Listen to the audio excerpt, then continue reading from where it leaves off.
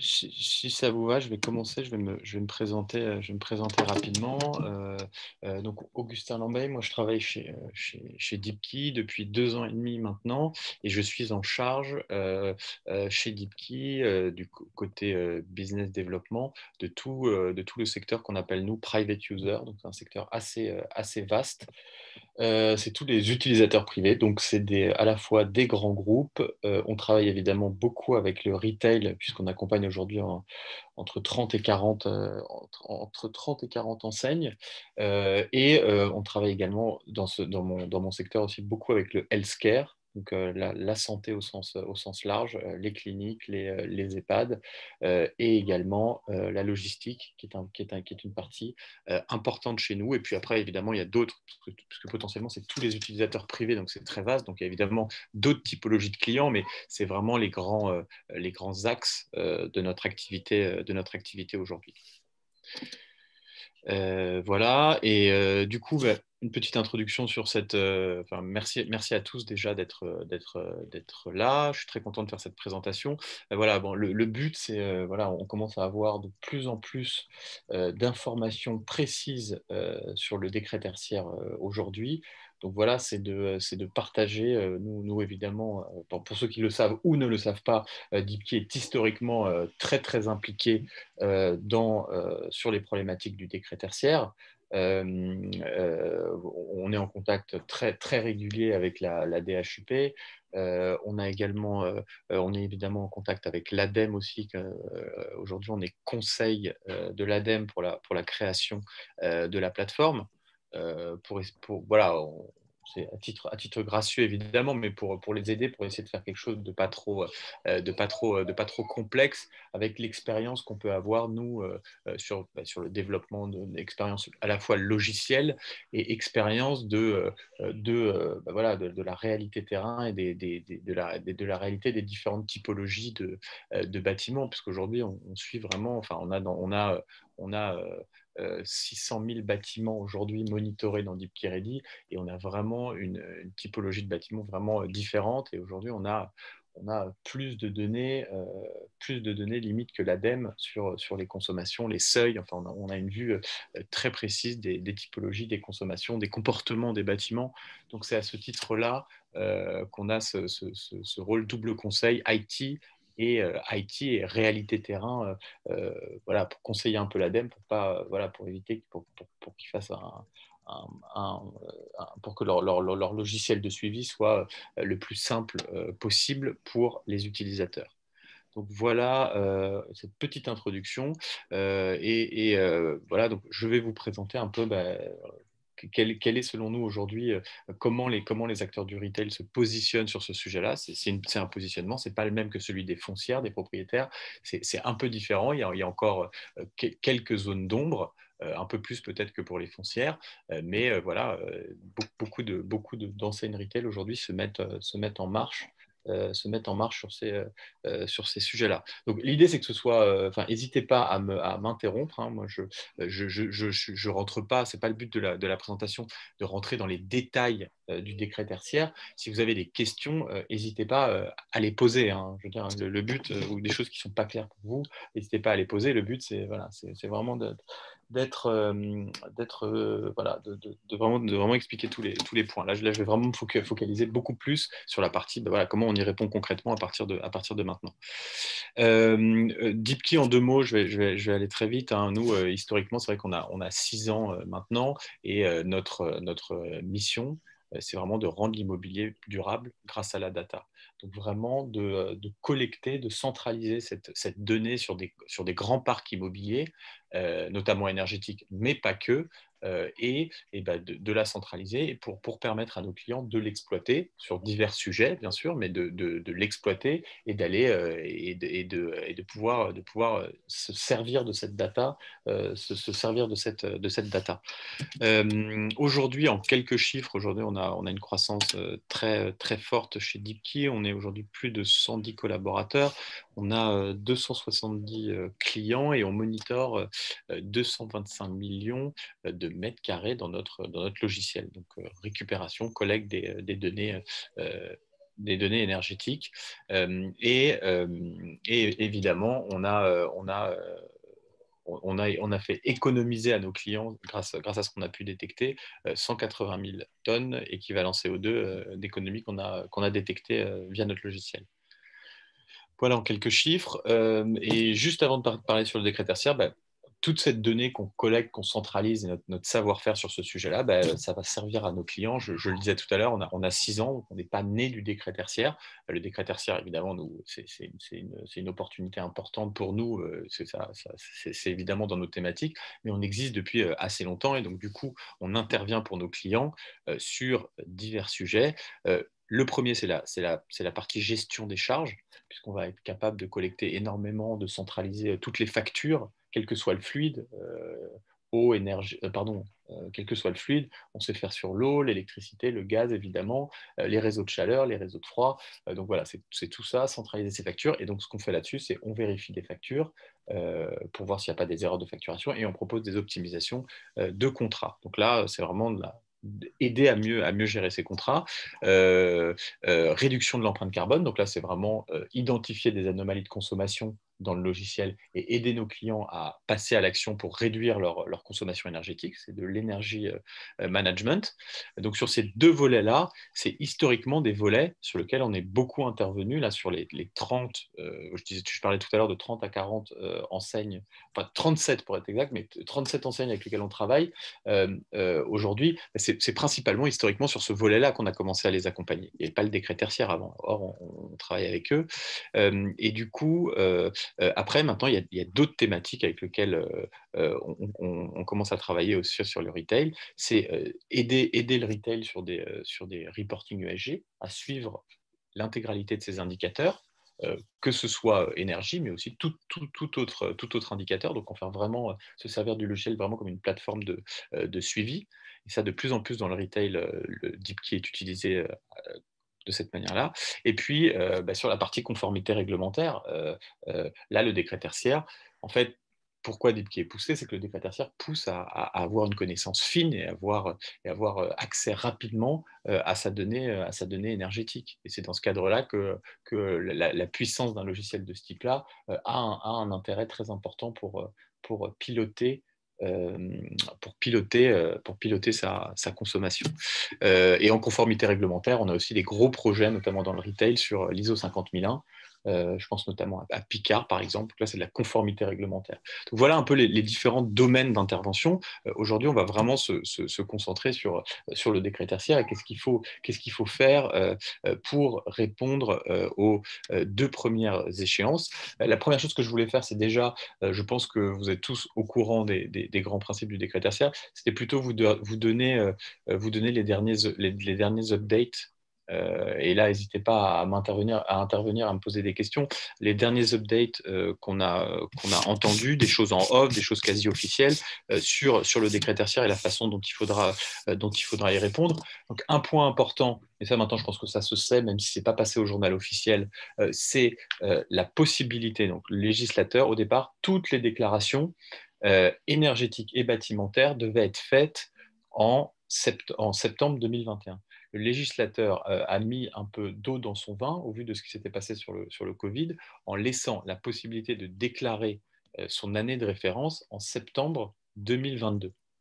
Du coup, ça laisse un petit peu plus de temps, même si nous, ce qu'on recommande, c'est évidemment de le rentrer le plus tôt possible. Ça laisse un peu plus de temps pour rentrer cette information. Il n'en demeure pas moins que toutes les informations bâtimentaires sur vos sites, il faut les rentrer avant septembre 2021.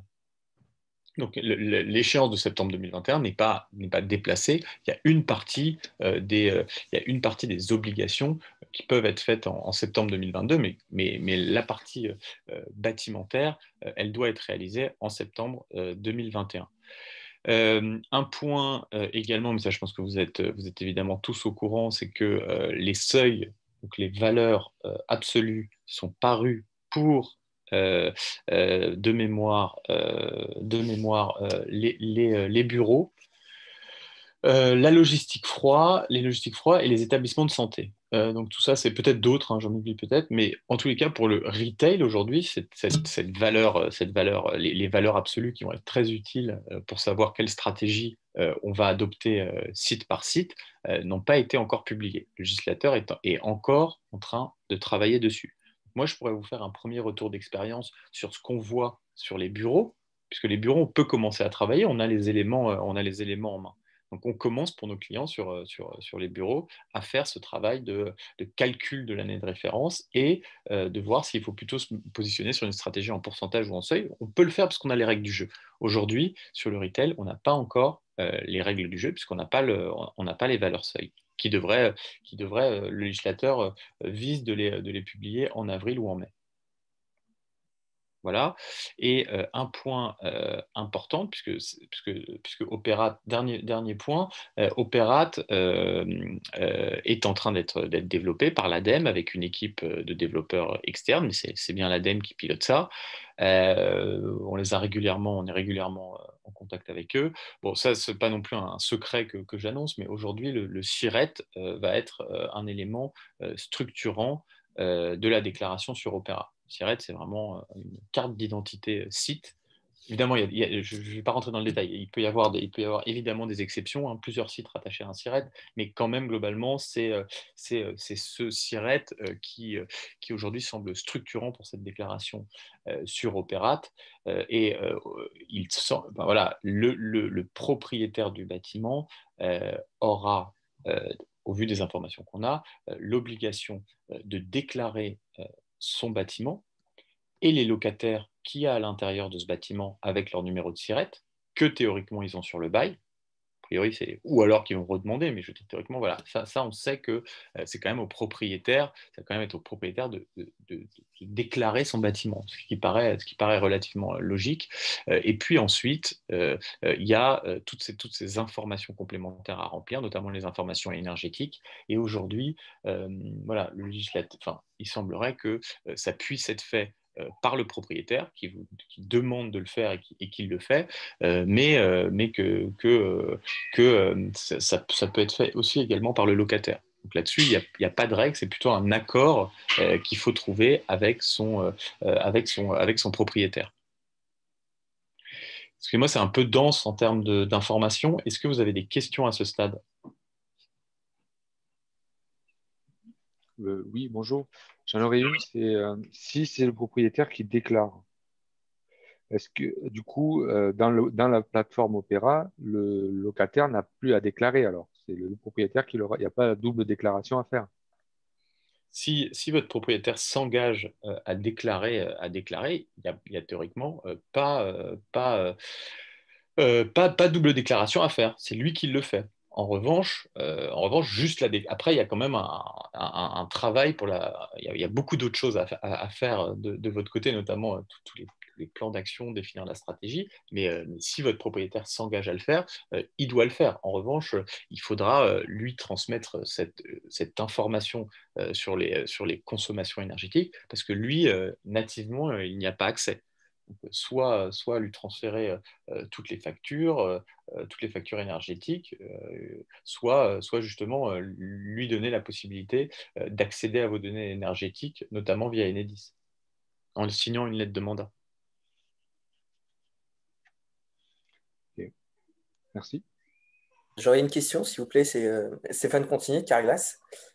Comment ça va se passer pour les réseaux et notamment les réseaux où il y a beaucoup de sites et je pense que c'est le cas de Carglass, mais aussi de beaucoup d'enseignes où le réseau bouge beaucoup. C'est-à-dire que avec le décret tertiaire, on a des objectifs à 2030. Comment ça se passe rien que pour la déclaration quand chaque année on a 10% de nos sites qui, voilà, soit on change de site, on a de nouveaux sites, on part de certains sites. Comment ça va se passer pour Pour la déclaration, ouais, ce qu'il faudra théoriquement déclarer, c'est que le propriétaire déclare que, alors je ne suis pas expert du SIRET, c'est que le propriétaire devra déclarer qu'il y a un changement de locataire. ouais, oui, je suis d'accord. Mais alors, comment ça va se passer pour les objectifs de réduction après? Parce que si Et on ben, change de locataire entre-temps, ça, Ça, c'est une grande question. Ça, c'est une grande question, comment va se passer cette transition, parce qu'à un moment, avant septembre, alors, partons du principe que le travail préliminaire a été fait et que le choix de l'année de référence a été fait, donc un changement à partir de septembre 2022, hein, si on part là-dessus, c'est une première hypothèse. Normalement, l'année de référence a déjà été choisie et déjà dans Opérate. Donc à un moment, il y a un transfert de l'année de référence qui a été choisie au nouveau locataire, avec les objectifs qui sont liés. Et elle n'a pas vocation à évoluer. Donc vous, si vous arrivez, je prends un exemple, hein, vous arrivez en octobre 2022 sur un site, si normalement vous devez récupérer via la plateforme Opérate et le SIRET du site que vous récupérez, déjà des informations de consommation. Ce site-là, l'année de référence, c'est 2017. Voilà, les consommations, liées à ce site-là, et vous devez avoir ça dans Opérate.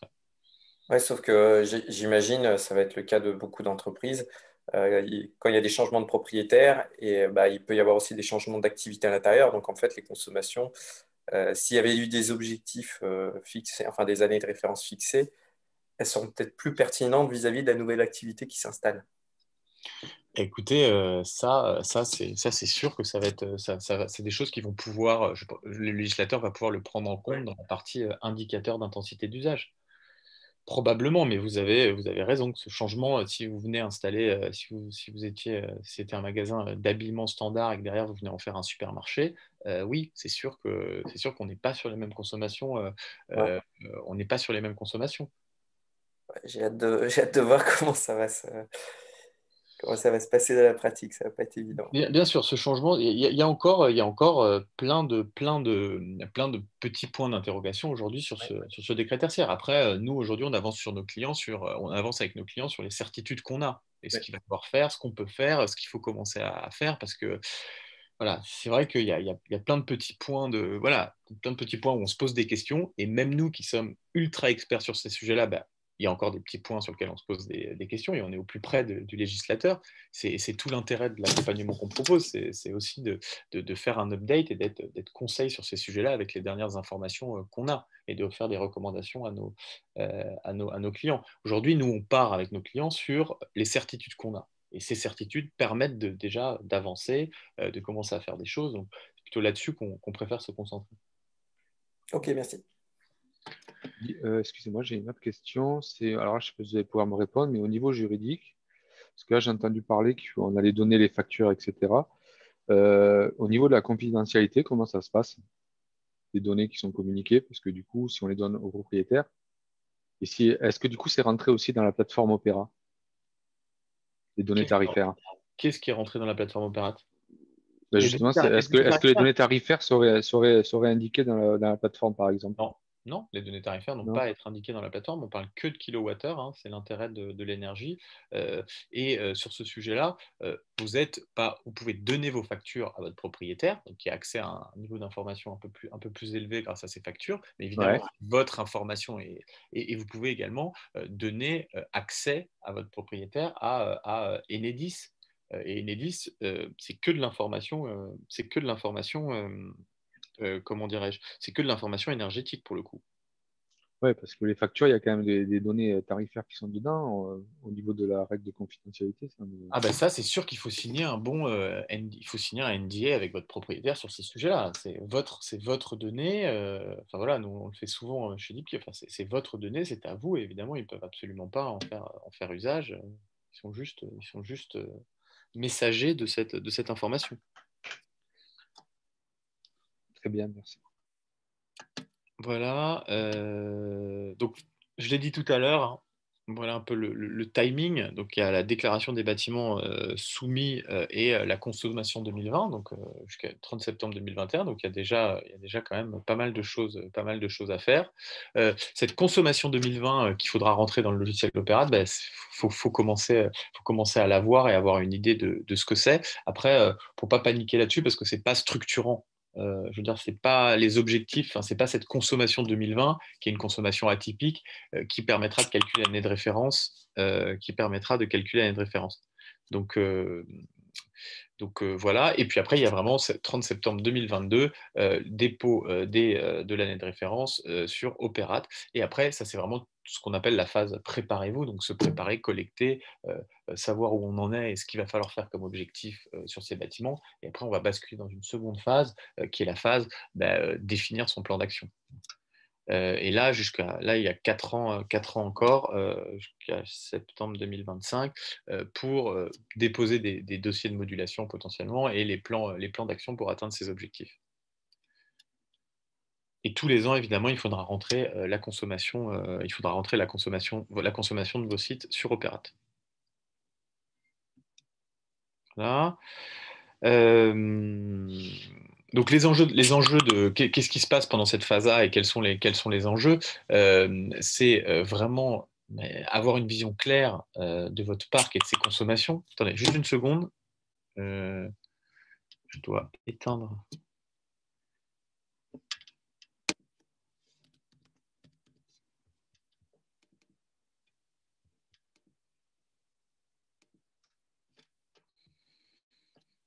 Donc l'idée c'est sur cette phase-là, c'est vraiment en fait de se préparer, hein, donc de commencer à avoir une vision claire de son parc immobilier, de collecter les données nécessaires, d'avoir un site, de savoir les consommations qui sont liées à ce site, de savoir si on a les informations, de fiabiliser la donnée pour pouvoir calculer cette année de référence. C'est vraiment toutes les énergies qu'il faut calculer, centraliser. Donc nous, aujourd'hui, on travaille avant de commencer à mettre en place les stratégies et les objectifs, on commence à déjà avoir une donnée fiable sur lequel travailler. Ensuite, ce qui est important, c'est ensuite d'établir la stratégie pour chacun des bâtiments.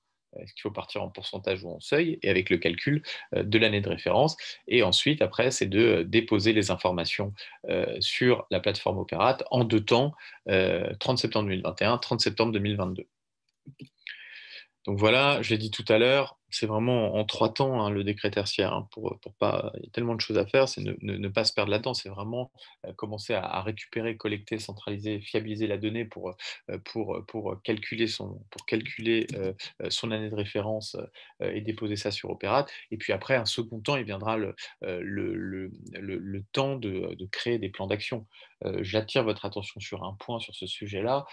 Aujourd'hui, il est trop tôt, selon nous, pour lancer des audits, des plans d'action, des audits, des plans pluriannuels de travaux, parce que la première étape, c'est déjà de savoir quel objectif je vais avoir à réaliser sur ce site-là. Lancer aujourd'hui un audit très lourd sur un site sur lequel on va découvrir peut-être dans 6 mois, 1 an, qu'en fait, il est à 5% du seuil, je veux dire, ça n'a pas de sens, ça vous fait faire de la surqualité et perdre de l'argent.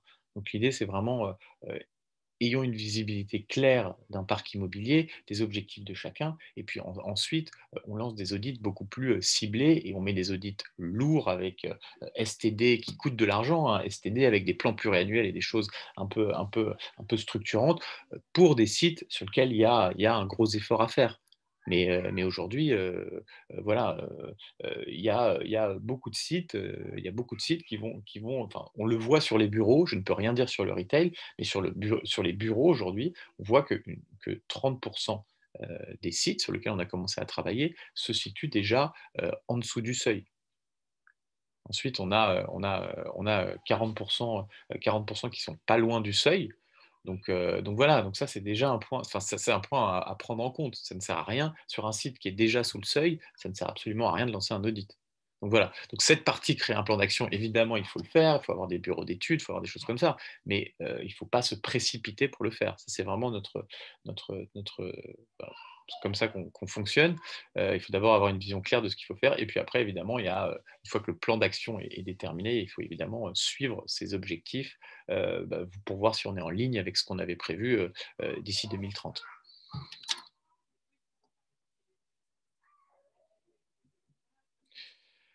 Donc, Sur cette première partie, je vais développer un tout petit peu plus.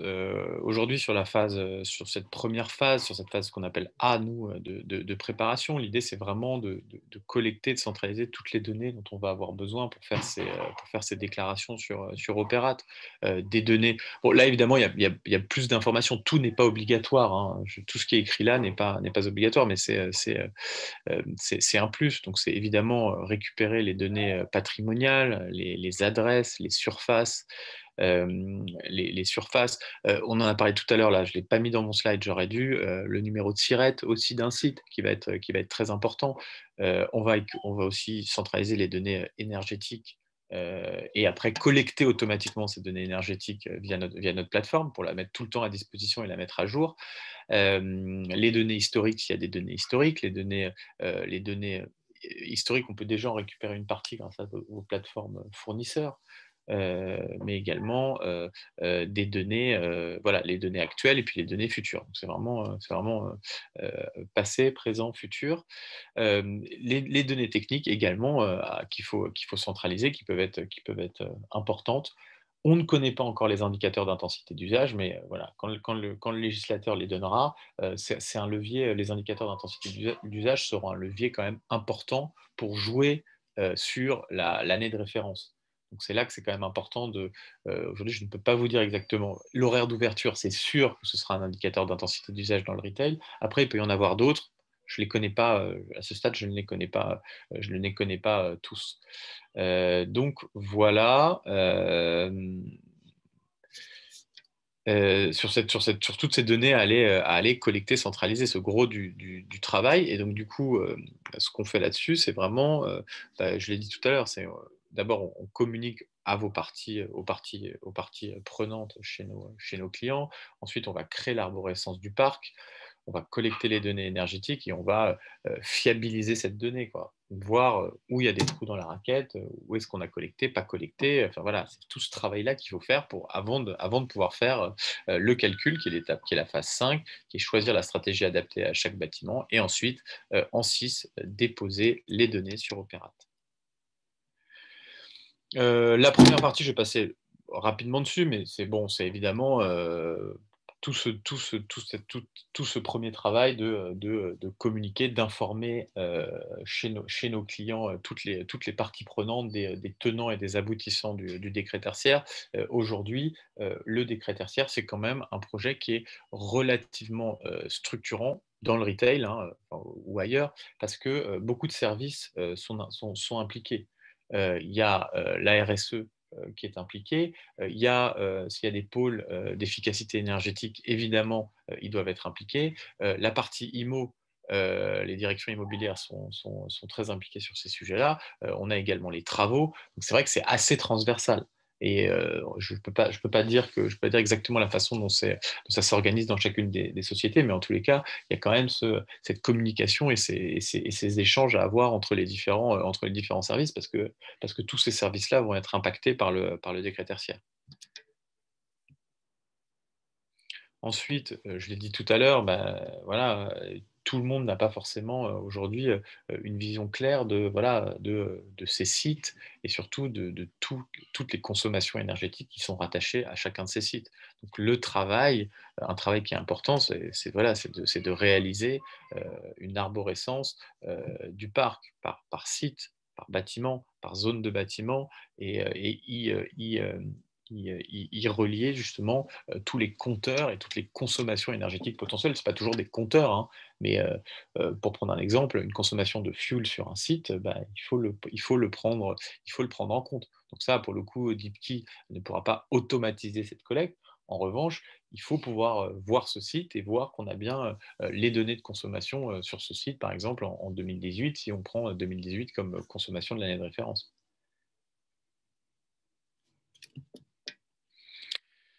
Pareil, c'est ce travail-là qu'on est en train de faire dans toute cette partie mapping avec nos anciens clients l'avaient déjà fait, donc ils partent avec un peu une longueur d'avance, mais avec les nouveaux clients avec lesquels on a commencé sur ce sujet-là, ben voilà, c'est cette partie création de plan de compte, relier les bâtiments à ces compteurs d'énergie, identifier chaque fournisseur d'énergie, voir la facturation, voir si on peut justifier cette consommation, et voilà, et fiabiliser fiabiliser cette donnée, avoir une vision claire.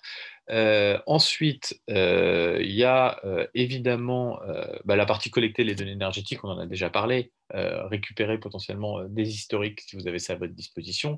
Si vous nous donnez accès à Enedis et à vos sites fournisseurs, nous, on va pouvoir récupérer un historique. Bon, en général, 2-3 ans, mais c'est déjà une base de travail, hein. Parce que 2-3 ans, ça permet quand même d'aller voir, ça va être très très utile pour aller voir déjà où on se situe par rapport au seuil. Donc, bien sûr, le législateur permet, ça c'est un point important, le législateur permet de retourner jusqu'à 2010, mais je peux vous dire quelque chose, personne, moi surtout les 200 clients, je pense, avec lesquels j'ai discuté du décret tertiaire, personne n'a ses consommations, enfin il n'y en avait qu'un qui avait ses consommations jusqu'à 2010. Personne n'a aujourd'hui ses consommations 2010, donc il va falloir être pragmatique sur ces sujets-là et déjà travailler avec ce qu'on a. Donc nous, avec les espaces clients, on va récupérer déjà en général 2-3 ans de consommation et puis déjà on voit comment on se situe par rapport au seuil. Euh, donc voilà, c'est un point important sur cette collecte de données. Nous, ce dont on a besoin, c'est de votre part, c'est une lettre de mandat à ce moment-là les identifiants de vos espaces clients. Pour aller sur vos espaces clients, récupérer vos factures, sinon on peut aller uniquement sur Enedis.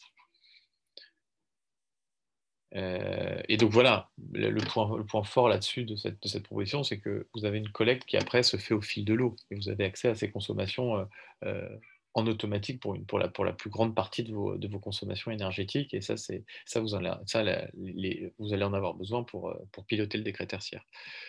Voilà. Ensuite, on en a parlé tout à l'heure. Là, vous voyez une illustration de ce sujet-là, mais l'idée, c'est vraiment de très rapidement sur un site de voir si on a la donnée. C'est bien de collecter, mais très rapidement donner un site en fiabilisant et en ayant une donnée très voilà, être sûr qu'on a la bonne donnée sur le site. Et nous, c'est une grosse partie du travail, hein. La collecte, il faut pas croire que c'est magique. On arrive à collecter beaucoup de choses, on arrive à centraliser beaucoup de choses. Après, il y a toujours des trous dans cette collecte et il faut rapidement être capable de les identifier. Donc là, vous voyez rapidement sur un site les compteurs qui y sont rattachés, par exemple. Bon, l'eau, ça ne nous sert à rien là en l'occurrence, mais l'électricité et le gaz, et on voit si la collecte est fiable sur ces sites-là. Donc, si donc on a une information pour travailler qui est de qualité. Voilà, un point qui est important, c'est évidemment choisir sa stratégie de réponse.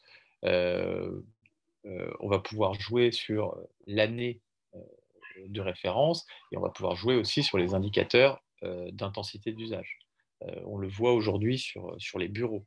Sur les bureaux, aujourd'hui, les indicateurs je ne pense pas qu'il y en aura des centaines, mais aujourd'hui, les indicateurs d'intensité d'usage sur les bureaux, c'est la typologie de bureau qu'il y a. Est-ce que c'est du flex office? Est-ce que c'est du bureau de l'open space ou des bureaux normaux, pardon, les horaires d'ouverture? Donc voilà, il y a quelques indicateurs sur lesquels on va pouvoir jouer pour ce calcul de l'année de référence. Il faut avoir bien en tête, c'est partie de ce conseil qu'on offre à nos clients, voilà, d'avoir bien en tête des impacts et des enjeux de l'utilisation de chacun. Et ce n'est pas obligatoire, hein, mais de l'utilisation de ces indicateurs d'intensité d'usage.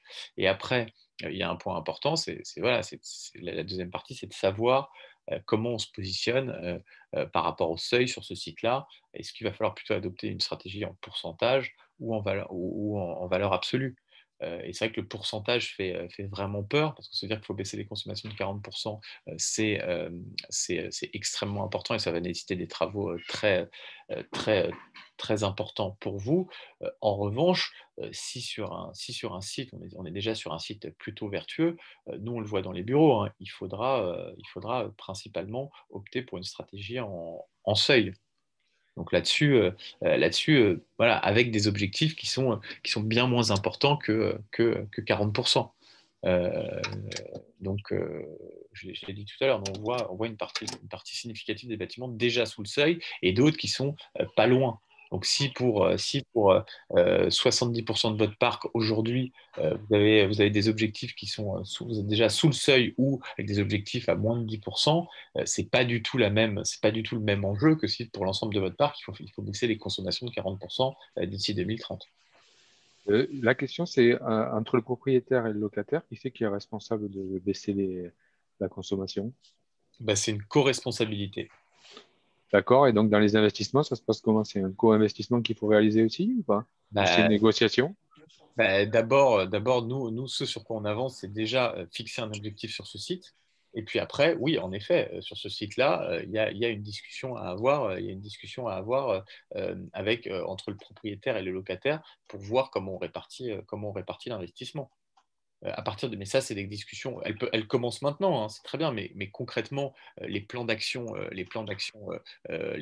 concrets vont apparaître après avoir rentré son année de référence sur Opérat. Et quand on saura que sur ce site-là, par exemple, il faut faire 5-10%. Ce 10%, c'est comment ensemble on y arrive et qui prend quoi à sa charge.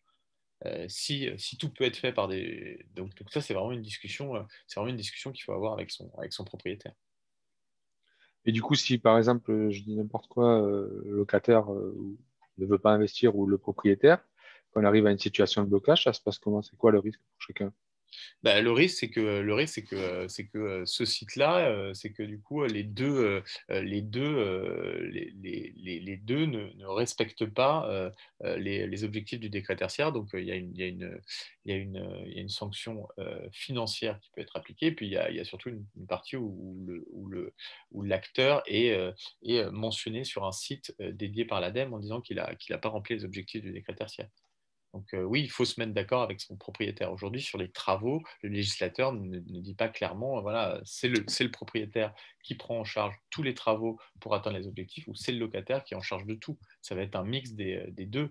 Si c'est des objectifs relativement faibles, il est probable que changement d'équipement et que ce soit un peu plus du côté locataire. Si les objectifs sont très très élevés, il va falloir toucher à la structure et la structure, c'est quand même plutôt souvent de la responsabilité du propriétaire. Mais en fait, c'est une bonne question que vous posez, hein, c'est comment on va organiser. Mais avant de savoir comment on s'organise et comment on répartit les charges, il faut vraiment avoir une vision précise de l'objectif pour chacun des sites. C'est là-dessus que nous on commence à travailler. Et donc, juste là sur cette partie-là, vous voyez un arbre de décision.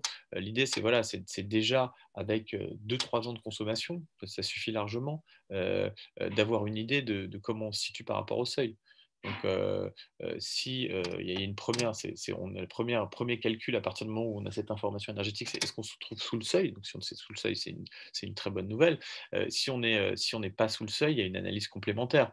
Il y a une analyse complémentaire. Si on est proche du seuil, si on se retrouve à 5-6%, il faut clairement opter pour cette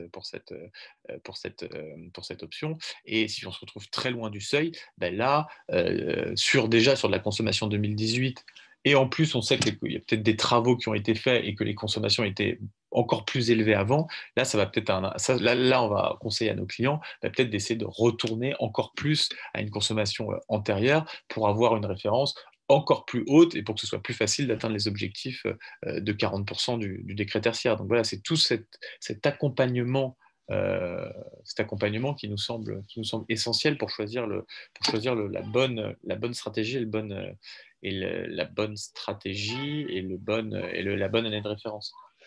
Les seuils, on les trouve où? Dont vous parlez? Les seuils aujourd'hui, c'est dans le dernier arrêté seuil, je crois que de novembre. Là, on trouve la liste des seuils, mais pas dans le retail encore. Ah, bon, d'accord. Du coup, pour l'instant, pour le retail, on n'a pas l'info. D'accord. Aujourd'hui, dans le retail, on n'a pas l'info. Après, moi, ça ne nous empêche pas aujourd'hui de commencer à travailler sur toute la phase amont, quoi. C'est-à-dire, quand ces seuils vont être publiés, faut avoir une donnée fiable à mettre là-dedans pour faire ce calcul de seuil. Donc, Par contre, sur les sièges sociaux, ça, c'est connu, c'est ça? les sièges sociaux, c'est un bureau. Donc aujourd'hui, on a les informations sur les seuils des bureaux. Et sur les plateformes logistiques, vous avez quelque chose ou pas encore? Plateforme logistique, si je ne dis pas de bêtises, c'est que les plateformes froids sur lesquelles il y a des seuils qui ont été annoncés. Sinon, il y en a pas d'autres.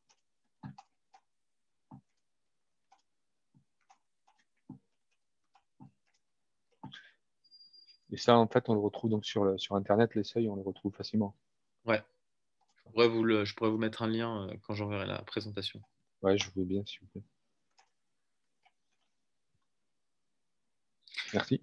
Donc voilà, l'approche, hein, vraiment collecter, fiabiliser pour ensuite prendre la mauvaise décision, pour prendre la meilleure décision. Voilà, sachant que ce choix de l'année de référence, ça a quand même un impact important pour vous, parce que quand vous optimisez le choix de cette année de référence, ben, derrière, vous minimisez l'objectif qu'il va avoir faire jusqu'à 2030, et du coup vous minimisez les travaux qu'il y aura à faire. Donc il y a quand même un point, cette partie-là est stratégique, hein. Il faut pas se dire, bon, je prends deux bases, 2019 pour tout le monde, pour 2000, et je fais absolument aucun travail là-dessus, parce que derrière, ça peut avoir un impact de plusieurs pourcents sur votre objectif global, et plusieurs pourcents qui doivent se matérialiser par des travaux pour atteindre l'objectif. Ça peut avoir des impacts très importants sur votre parc. L'année de référence, le proprio et le locataire doivent être en accord dessus. Donc, ça veut dire. Sur ce site, ouais, ou sur un site, ouais, bien sûr. Là encore, s'ils ne sont pas d'accord, il y en a pas un qui a la priorité sur l'autre. Aucun n'a la priorité, ouais. Ok. Aucun n'a la priorité. Mais tout ce Ça travail, promet des belles discussions, tout ça. ça promet, oui, ça promet de belles discussions. Non, je suis complètement d'accord. Après, chacun. Si votre propriétaire se positionne en disant je veux le faire, vous pouvez le laisser faire. Après, il va avoir besoin quand même, pour bien faire ce travail-là, de pas mal d'informations de votre part, hein. De pas mal d'historiques de factures, de pas mal des indicateurs d'intensité d'usage, par exemple. Donc, voilà, si votre propriétaire dit qu'il veut calculer cette année de référence, voilà, il faut qu'il fasse ça bien, quoi, parce que pour vous, ça a un impact important.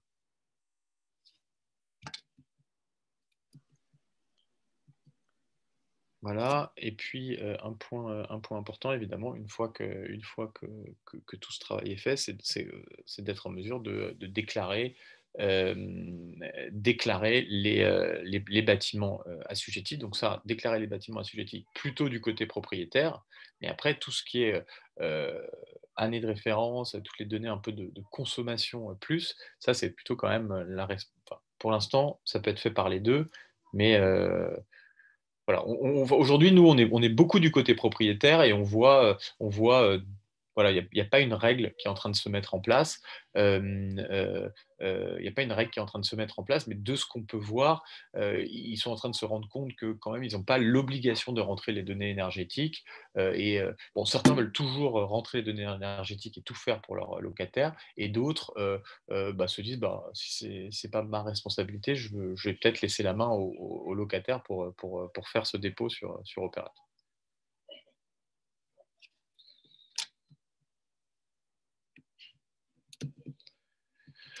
Voilà.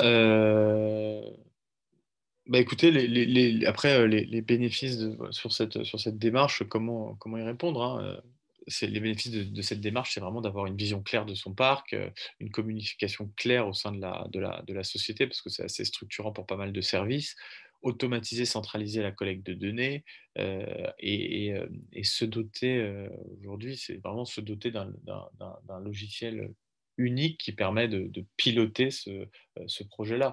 Parce qu'au-delà de tout ce qu'on vient de se dire maintenant, après, il faut quand même, après, pour la partie plan d'action et pour la partie suivi de la mise en œuvre des plans d'action, il faut quand même continuer à suivre ces consommations, avoir une vision claire de ces consommations. Et donc voilà, ça nous semble, et là, le logiciel permet de continuer à centraliser, collecter les données, permettre de suivre des plans d'action. Donc voilà, ça sert voilà, c'est un peu outil de pilotage de ce projet assez ambitieux qu'est le décret tertiaire. Vous savez si la plateforme Opera, il y a, en fait, parce qu'il y a quand même deux acteurs majeurs qui sont le locataire et le propriétaire, ils vont tous les deux avoir, s'il y en a un qui crée, ça veut dire que ça va toujours être lui qui, celui qui déclare, ça veut dire que c'est lui qui va ensuite s'occuper à chaque fois de mettre à jour Opera, ou Non, non. Ah non, non, pas du tout. Ça, justement, je le disais tout à l'heure, hein. Ce qui semble, c'est obligation de rentrer des informations bâtimentaires du côté propriétaire. Je suis propriétaire, je dois déclarer que ce bâtiment est assujetti. Et à l'intérieur de ce bâtiment, moi, j'ai 4 locataires. Et ces 4 locataires, voilà leur numéro de siret. Voilà, ça, c'est a priori l'obligation. donc on va avoir ce que je veux dire, c'est que pour Opérat, on va avoir des identifiants différents si on est, si on est locataire et propriétaire, ou en fait, on va se connecter avec les mêmes identifiants. Bah, il y aura des identifiants pour chacun. Non, non, il y aura des identifiants dédiés. Vous aurez votre identifiant euh, avec tous les numéros de SIRET rattachés à votre compte. D'accord. Alors, l'identification, c'est en cours, c'est dans le cahier des charges et en cours de définition. Donc, je peux pas dire exactement, mais le but, c'est quand même ça.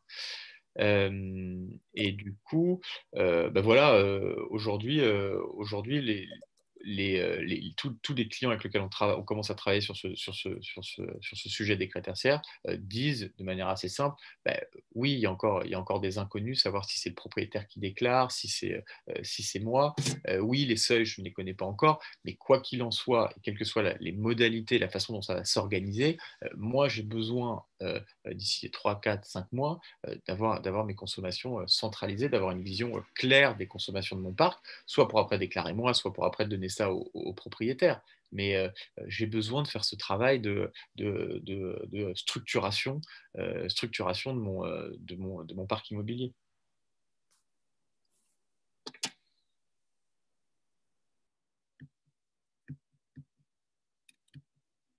Bon, alors oui, après, juste après, c'est vrai que là on est très focus sur les. J'ai dit tout à l'heure, on est très centré sur les premières étapes. Bah, en même temps, c'est les plus concrètes, hein, donc il faut bien commencer par quelque chose. Ensuite, il y a ça, je l'ai dit, hein, une fois que à l'issue de ça, l'idée, l'idée, c'est d'avoir déclaré toutes les informations sur Opérat, donc avoir ces certificats de conformité, ensuite d'avoir ces certificats de conformité et d'avoir voilà, une vision claire des objectifs par bâtiment, par typologie de bâtiment, par bâtiment, savoir voilà, qu'est-ce que je dois faire maintenant sur mon parc, et je sais, j'ai 15 bâtiments sous le seuil, j'ai 20 bâtiments qui sont entre 0 et 5%, et après j'ai peut-être 15-20 bâtiments plus problématiques. Et du coup, c'est ça, ce premier livrable, avant de passer à une partie plan d'action. Et nous, on a vu beaucoup d'approches au début bureau d'études voilà, où des clients nous demandaient de lancer des audits partout, des plans pluriannuels. Et il nous semble que voilà, tout ça, c'est un peu. Il faut vraiment attendre de savoir ce qu'on attend de nous avant de lancer des plans d'action. Et pour l'instant, on ne le sait pas.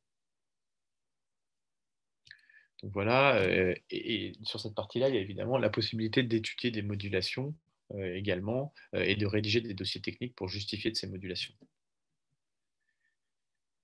Et puis après, il y a une partie atteindre ses objectifs. Donc là encore une fois, c'est de suivre ses consommations, de voir si on est en ligne avec ce qu'on s'était dit et de voir les travaux, la mise en place, la mise en œuvre des travaux sur ces sites.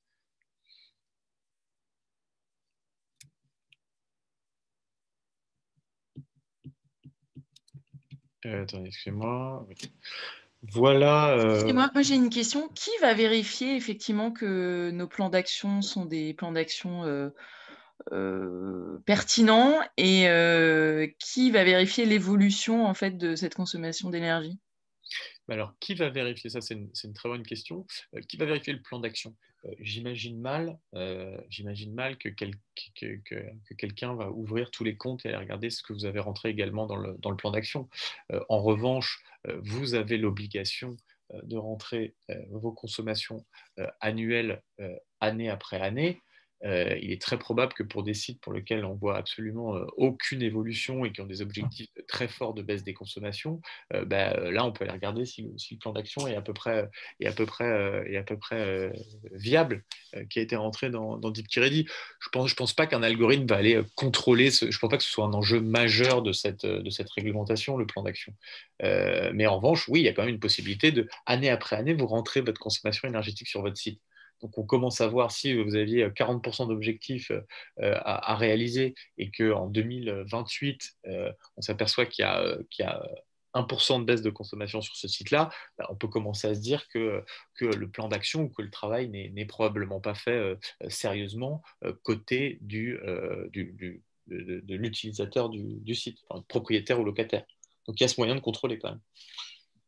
D'accord, mais aujourd'hui, il n'y a rien il n'y a aucun risque, peu importe de quoi d'ailleurs, mais aujourd'hui, il n'y a rien d'identifié, en tout cas, sur un organisme tiers qui pourrait éventuellement vérifier nos actions. Aujourd'hui, il n'y a rien de défini. L'organisme tiers qui vérifiera vos actions, c'est qu'à l'issue de 2030, il y a des audits qui peuvent être lancés pour voir ce qui a été fait et pour vérifier les informations communiquées sur Operate. Donc, c'est plutôt à ce moment-là que les vérifications sont faites. C'est-à-dire, vous déclarez sur ce site-là ces consommations, une année de référence en 2016. Comment vous pouvez justifier cette information? Elle vient d'où? Montrez-nous l'information. Donc, il y a des audits prévus, des échantillonnages, mais des audits prévus en 2030. D'accord. Okay. Question, la consommation, elle sera analysée en DJU ou c'est une analyse de consommation, on va dire, je pourrais dire autrement, mais les consommations telle qu'elle est. Ouais. Les consommations sont corrigées des DJU. D'accord. Donc en fait, nous, quand on rentre dans la conso, on rentre par contre la conso normale ou la conso corrigée des DJU dans Opera? Vous rentrez la consommation normale et Operate veut, en fonction de l'endroit, corriger des DJU. Sachant qu'il y a une petite subtilité, il veut corriger, il ne corrige les informations que sur la partie CVC de votre site. Il ne faut pas paniquer là-dessus, pas besoin de savoir exactement quelle est la répartition entre le use et le CVC. Sur les bureaux, le législateur laisse la possibilité, en rentrant un ou deux indicateurs d'intensité d'usage, de faire cette différenciation entre CVC et use. Donc, il n'y a pas de panique à avoir là-dessus, mais l'idée, c'est que lui ne veut corriger du climat que sur le CVC, ce qui paraît logique, puisque le use, il n'a pas vocation à évoluer en fonction du climat.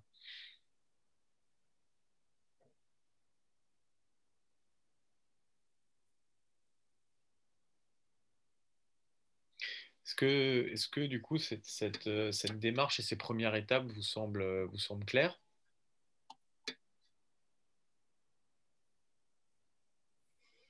La démarche, pour moi, me paraît claire. Le seul point que je dirais là-dessus, c'est que j'ai l'impression les rôles de chacun ne sont pas bien répartis, quoi, je trouve, aujourd'hui. Donc, à date, en tout cas, on risque d'arriver à des points de conflit au moment où il va falloir mettre la main au porte-monnaie pour faire évoluer les consos entre locataires et bailleurs, quoi. Et ça va être l'enjeu. Je suis complètement d'accord avec vous. Ça va être un enjeu de discussion. Après, en termes de timing, c'est vrai que c'est pas. Il faut commencer à en parler avec son bailleur, mais cette partie plan d'action arrive après la déclaration des années de référence.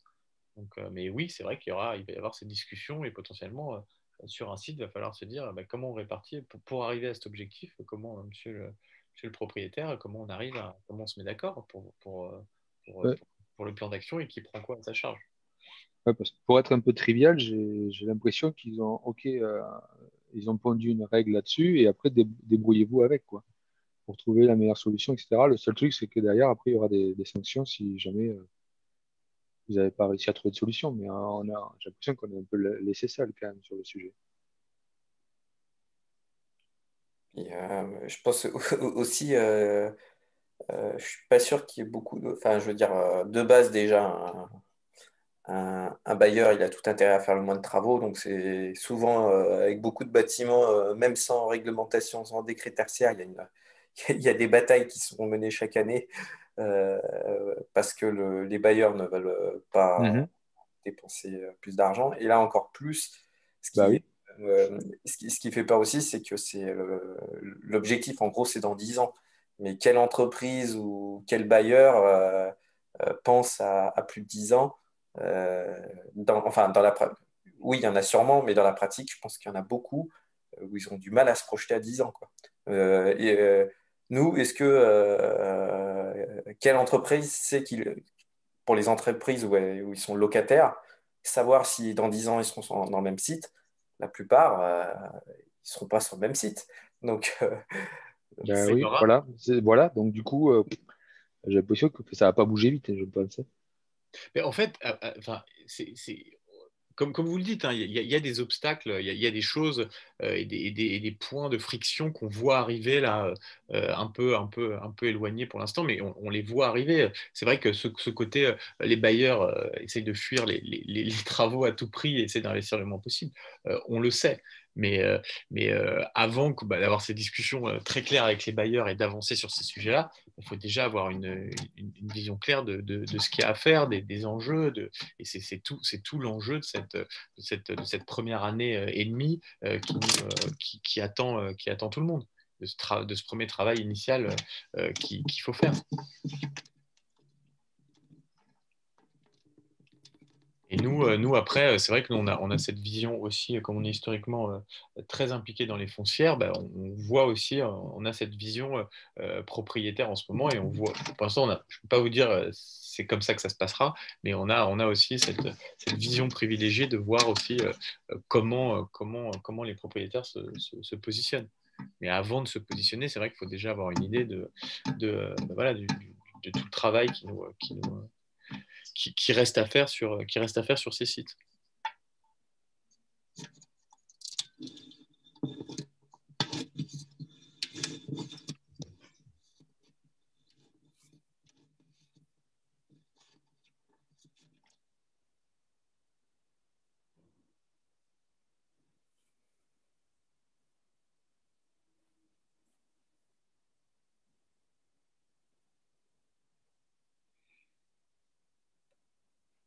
Et un dernier point que vous avez soulevé tout à l'heure, hein, je profite de cette discussion concernant le changement et l'évolution du parc immobilier.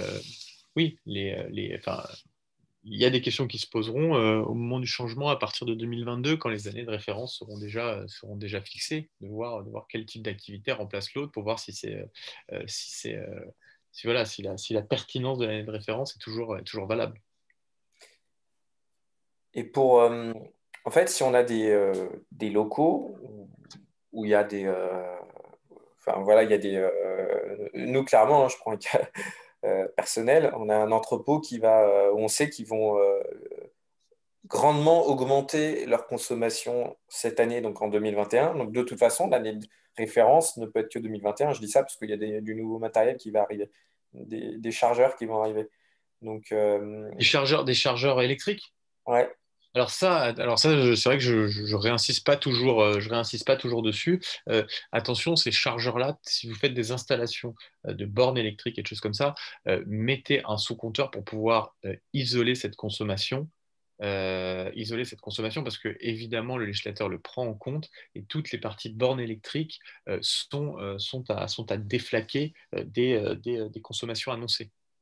Donc, sur un site sur lequel vous êtes en train de vous équiper de bornes, vous prenez une année de référence pré-borne, donc il n'y a pas de souci, vous commencez à travailler dessus.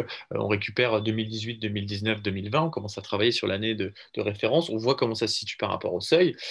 Et puis derrière, les années qui viennent, aujourd'hui, les fournisseurs de bornes sont en mesure de vous donner un Ouais, certificat. ça, je pense que ça sera d'accord. Mais Ben, par contre, parfait. Et donc, du coup, tout ça, aujourd'hui, tout ça est très simple pour vous. C'est en fin d'année, quand vous faites votre déclaration, vous dites la consommation sur ce site, c'est 130, je ne sais rien, c'est 130, dont 35 de bornes électriques. La consommation réelle de ce site, c'est 95. Donc, si vous aviez pris comme année de référence, si votre consommation de référence était 105, ben voilà, vous êtes préservé. Oui, le législateur ne veut pas couper l'élan de la recharge de bornes électriques, de Il y a l'électrification. des travaux sur ce site. En fait, il n'y a pas que des bornes. C'est en fait, il y a une grosse partie du site qui se fait refaire entièrement. Là aussi, sans parler des bornes, ça veut Et dire que là, l'utilisateur va prendre en compte une année antérieure aux travaux qui vont peut-être changer totalement la philosophie, enfin les consommations du site. Et comment ça va se passer? Parce que en 10 ans, il y a beaucoup de sites qui vont remanier totalement leur site. Et ça ne sera pas forcément juste pour mettre des bornes qu'on pourra, entre guillemets, extraire des calculs. Il y a peut-être toute la consommation du site qui peut être bouleversée. Euh, on et pourra le prendre en compte, le fait que là, encore une fois, hein, là, il faut être enfin, il faut avancer. Ça fait partie du conseil qu'on offre à nos clients sur ces sujets-là. Ce point en particulier, je peux pas vous le dire. C'est vrai que si vous changez le concept de votre magasin totalement et que derrière, il est obligé de consommer 2 fois plus d'électricité, oui, il y aura une question à se poser. Après, est-ce que vous êtes amené aujourd'hui, sur un changement de concept store, à doubler vos consommations? Enfin, voilà, Non, mais je vois par exemple nous, c'est sur le cas d'un entrepôt. C'est pas dit qu'il n'y ait pas beaucoup plus de consommation sur un entrepôt. Et les entrepôts sont bien. Oui, assujetti en effet. Ok, donc voilà. Et je voulais vous montrer quelque chose. C'est aujourd'hui les calculs qu'on est déjà en train de, enfin les calculettes qu'on est déjà un peu en train de mettre en place sur les bureaux avec toutes les informations qu'on a. Et c'est des outils d'aide à la décision de nos consultants. Donc aujourd'hui, vous pouvez rentrer les surfaces de bureaux standards. C'est pas une obligation encore une fois, hein. C'est des leviers sur lesquels on peut jouer. C'est de l'indicateur d'intensité d'usage. Les surfaces d'open space, les surfaces de flex office en mètres carrés, la zone climatique dans laquelle vous êtes et l'altitude. Le nombre de semaines jour ouvré, le nombre de semaines par jour. Donc là, évidemment, ça c'est les semaines ouvrées et le taux d'occupation de vos sites. Et sur le retail, il va y avoir des choses qui vont ressembler à ça. Et l'idée, c'est que derrière, sur ce site-là, on est rapidement en mesure de vous dire la valeur CABS qui s'applique sur ce bureau. Donc ça, c'est le seuil, c'est de 107. Sur ce site-là, alors, c'est de 107 kWh par mètre carré par an, correspond à une consommation de temps. Donc, si votre consommation dépasse sur ce site-là 356 000 m², vous aurez intérêt à opter pour une réduction de 40%, d'ici 2030. Sinon, il faut partir clairement sur du CAPS. Bon, tout n'est pas encore complété là-dessus, mais c'est pour vous donner un peu l'idée de l'état d'avancement qu'on a aujourd'hui pour cet accompagnement.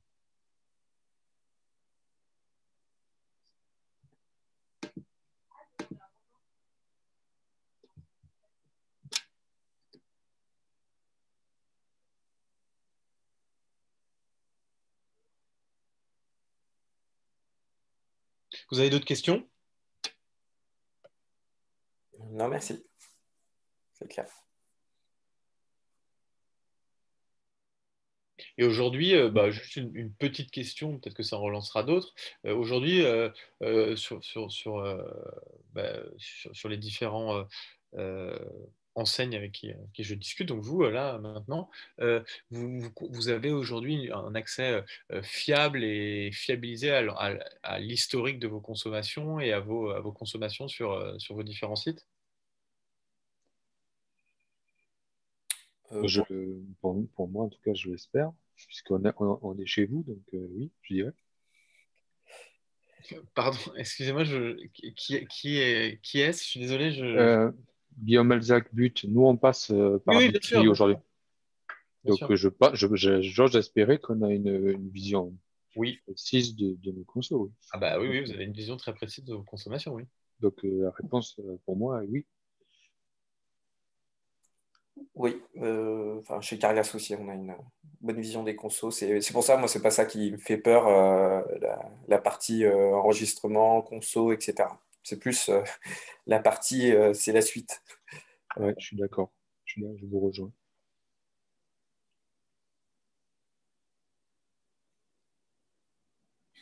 Bah, la suite, là, encore une fois, peut-être que je suis pessimiste sur le Covid, mais peut-être optimiste sur le décret tertiaire. Euh, En fait, une fois qu'on aura les règles du jeu, la suite, on est en train déjà de la mettre en place sur les bureaux. Donc moi, je suis assez la suite, le calcul de l'année de référence. Peut-être que vous parlez d'encore plus, de la suite encore plus lointaine. Mais moi, la suite, suite à cette fiabilisation et cette centralisation des données, bah, on est en train de le faire aujourd'hui sur les bureaux. On a plutôt des bonnes surprises. Donc moi, je suis plutôt optimiste sur cette deuxième étape de déclaration initiale, hein, d'accord? Et après, bon, il y a encore d'autres étapes derrière, mais nous, voilà, une fois que toute cette donnée est centralisée, fiabilisée, euh, on peut commencer nous, on commence à travailler et ça se passe, voilà, on a plutôt des bonnes surprises à ce stade. C'est vrai que je ne sais pas de quelle étape vous parliez en particulier. Non, c'est l'étape, vraiment l'étape où à un moment, à se dire, bon, ben, OK, les objectifs sont de temps et, et qui prend quoi entre le bailleur et le. Enfin, et puis même en interne, hein, je veux dire, aller voir, moi, ma direction pour faire des investissements à 10 ans, mais moi, la première chose qu'ils vont me dire, c'est, et surtout, on l'a vu avec le Covid, où il y a les changements de bureau, les, enfin, tout le monde s'est adapté à cette crise, mais on se dit que maintenant, bah, des bureaux, oui, du jour au lendemain, il y a la moitié des bureaux de la Défense qui se sont vidés. Qui va vouloir prendre des gros investissements justement à un moment pour atteindre les objectifs à 10 ans? Moi, c'est ma question. Après, de toute façon, je suis d'accord avec vous, hein. De toute façon, il y a des premières étapes qui, de toute façon, sont, pour ce qui est clair, tout le monde le fera, mais pour moi, ça ne va pas être là la difficulté. Mais on verra après dans quelques années où il va falloir voilà, prendre des décisions pour atteindre ces Non, objectifs. mais ça, je suis complètement d'accord avec vous. Je suis complètement d'accord avec vous. C'est vrai que oui, ça va être un point, ça va être un point d'achoppement.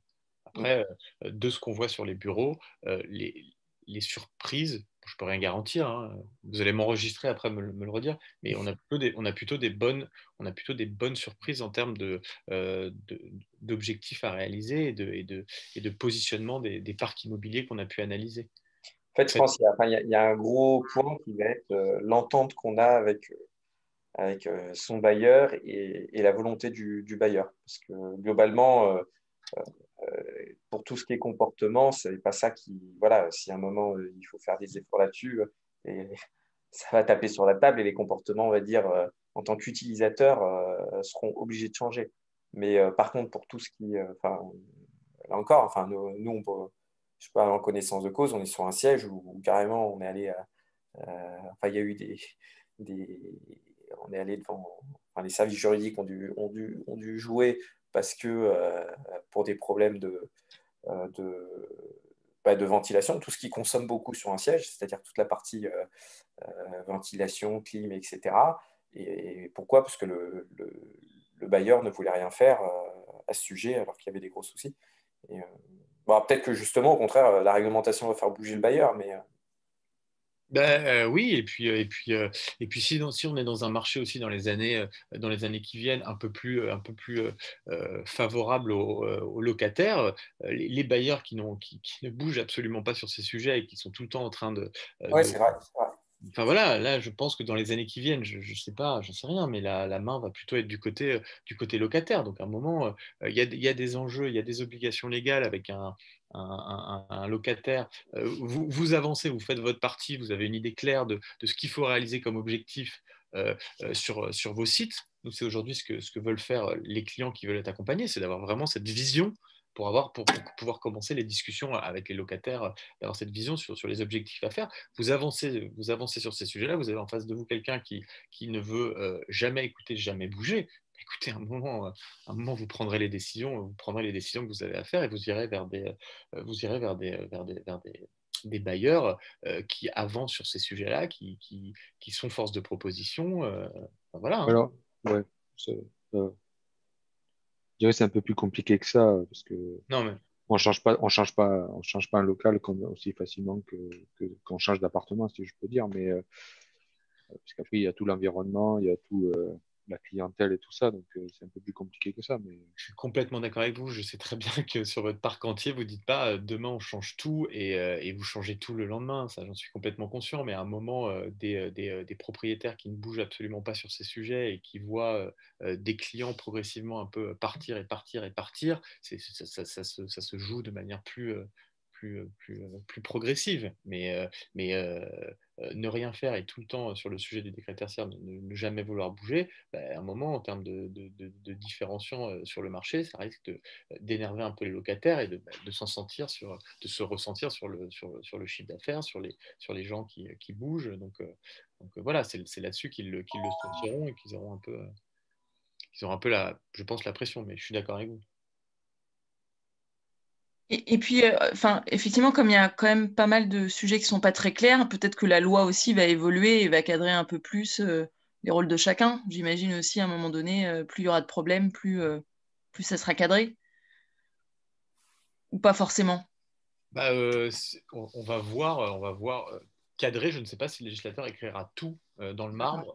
En termes de travaux, je donne la responsabilité de la structure sera pour le propriétaire, la responsabilité des changements d'équipement, l'aide, tout ça. Je ne sais pas si ce sera aussi, mais on va Précis voir. que ça. Ouais. Ouais, aussi précis que ça. Ça, je pense qu'il n'a pas envie. Il a pas envie. En revanche, ce qu'on va voir, nous, et nous, on sera au plus près de ça, puisqu'on a le côté locataire et le côté propriétaire, on va voir des espèces de coutumes, enfin, comment dirais-je, des, euh, des coutumes se mettre en place, enfin, des modes de fonctionnement se mettre en place entre locataires et propriétaires pour organiser la réponse au décret tertiaire, qui seront, je pense, pas forcément écrits dans la loi. Après, sans changer la loi, ça arrive régulièrement que pour aider, que ce soit ceux qui contrôlent ou ceux qui doivent mettre en œuvre les actions, il y a des circulaires qui Ouais, sortent. c'est ça.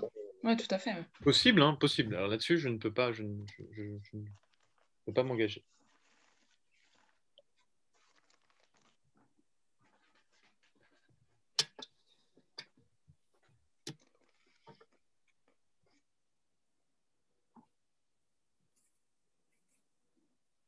En tous les cas, voilà, c'était une première explication. Hein. Si vous avez besoin d'informations, bon, je sais que beaucoup de gens nous connaissent, mais si vous avez besoin d'informations complémentaires ou de points qui n'ont pas été clairs, n'hésitez pas à me recontacter. Vous avez évidemment mes coordonnées à la fin de la présentation. Il n'y a pas de problème là-dessus. S'il n'y a plus de questions, je vous propose qu'on clôture l'atelier, à moins qu'il y ait d'autres. J'ai une question. Il y a entre guillemets, une suite à cet atelier. Il y en aura, je sais pas, d'autres Excellente question. Il y a effectivement le Green Day du 1er avril, où là, on va plutôt parler maîtrise des consommations d'énergie. Augustin, je te laisse. Oui, alors sur le Green Day, on avait décidé avec le Club Génération Responsable d'avoir quelque chose de beaucoup moins. Enfin, c'est beaucoup. Là c'était vraiment décret tertiaire où on en est, qu'est-ce qui se passe, qu'est-ce qu'il faut, quelles sont les étapes clés selon nous. C'était voilà, cette expertise qu'on apportait. Le Green Day, c'est vraiment. Je vais plutôt être sur une partie maîtrise des consommations énergétiques. Donc, pareil, premier point important, centralisation, fiabilisation des données énergétiques d'un grand parc immobilier. Et après, en revanche, sur les applications dont je vais parler, je vais plutôt me concentrer je vais faire un retour d'expérience avec notre client ID Kids sur ce qu'on a fait en termes d'énergie management. Donc, ce qu'on arrive on récupère les courbes de charge dans notre logiciel, donc on arrive à mettre en place pas mal d'alertes avec un energy manager. Donc, tout ce qu'on a été capable de faire en termes d'énergie management et d'économie, là pour le coup, c'est des économies réelles. Hein. On aide à améliorer la maintenance et optimiser les équipements, donc l'énergie management.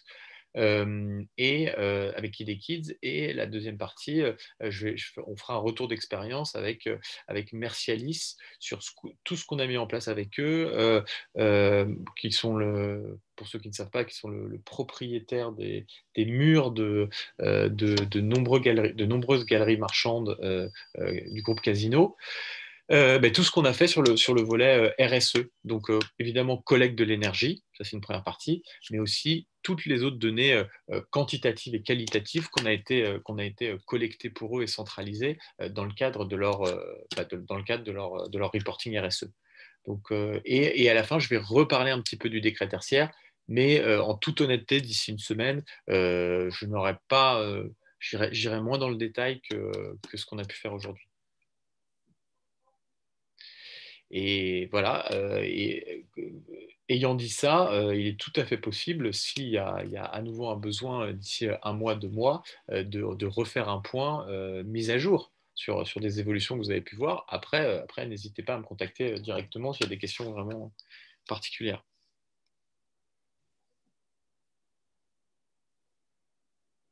Est-ce qu'il y a d'autres questions?